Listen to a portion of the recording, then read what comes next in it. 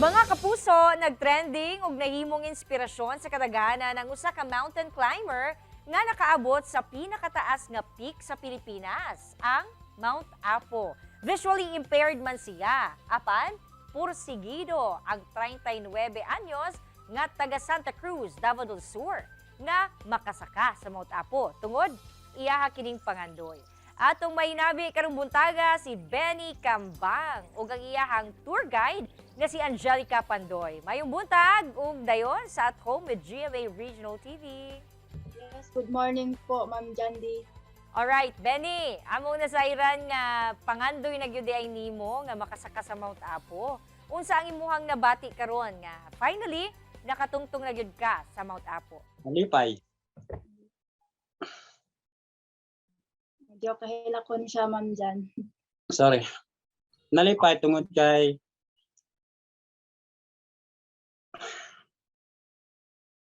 nakabot na gito dito dapit tungod sa tungod ani akong kauban. Nagayat na ako padulong dito.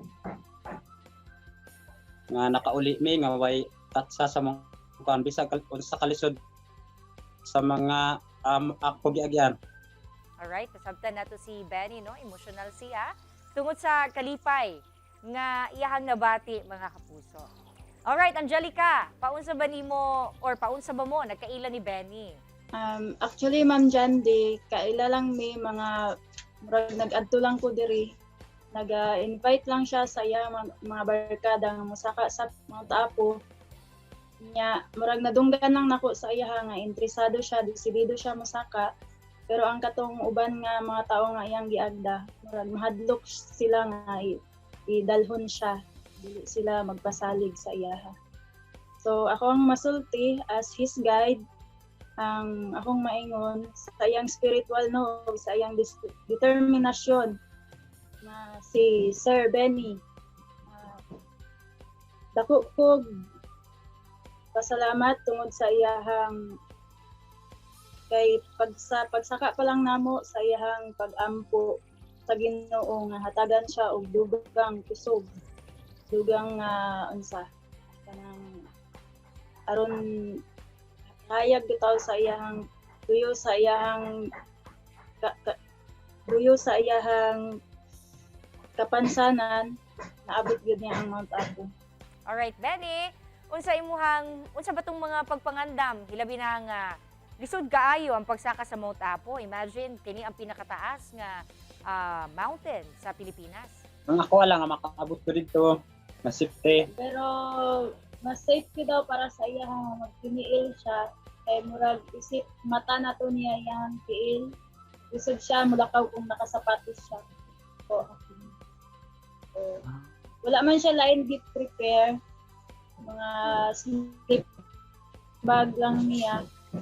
So, say inspirasyon nimo.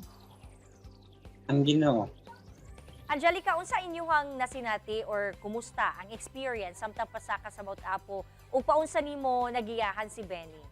Yung mga challenge, dili lisod gyud siya, dili lalim nga mag-alalay og parehas sa iyaha. Pasensya patas-anay lang gyud og pasensya. Kaluy-an pod sa Ginoo, maayo man yang panglawas, maayo man yang kondisyon. Nag-observe lang pod ko kung unsa iyang gibati along that trail. Grabe iyang kaisog, no? Wala gyud siya bisan gamay nga wa gyud siya gikulbaan, wala siya nahadlok. Wala siya nabalaka kung unsay mahitabo sa iyaha. Ang importante nga makasaka lang gyud siya, makanaog diri na safety. Benny, believe kayo mi sa imuhang determinasyon. Karon misahin nimo sa atong kapuso viewers.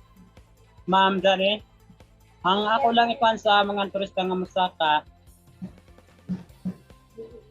Dili lalim gyud bisag unsaon dili lalim ang pagsaka dito. Prepare mi ang kuan dito dapit.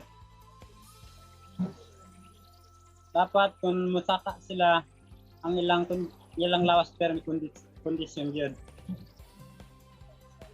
Pagsalig ug paglahutay lang ang gi patapat dito dapit.